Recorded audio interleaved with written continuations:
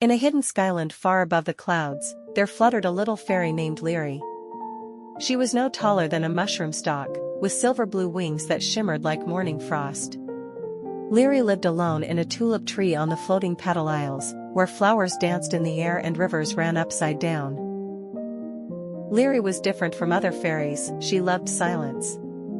While others played and laughed, she often wandered off to explore, listening to the wind and speaking to leaves.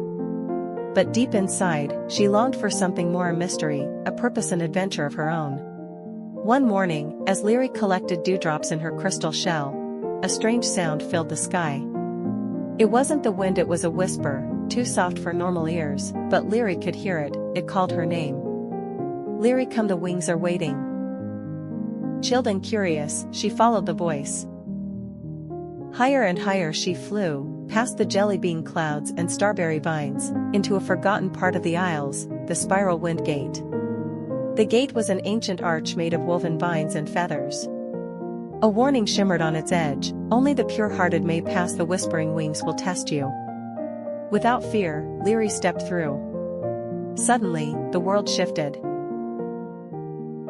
She was no longer in the skylands but in a twilight forest, where glowing moths floated like stars. The trees hummed, and the ground pulsed like a heartbeat. The voice returned, louder now: "Find the feather of truth, but beware, not all wings are kind." Liri ventured deeper. A golden path appeared beneath her feet, disappearing as she hesitated. Every step tested her courage. A tree cried out as she passed. A flower asked for her name. A mirror pond tried to trap her reflection. Then, she reached at a single feather, suspended in the air, glowing soft white. As she reached out, a shadow darted across the trees.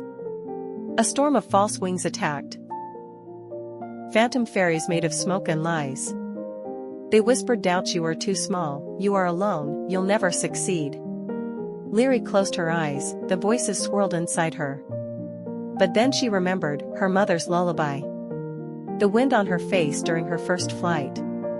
The trees that bent when she sang. The silence that gave her strength.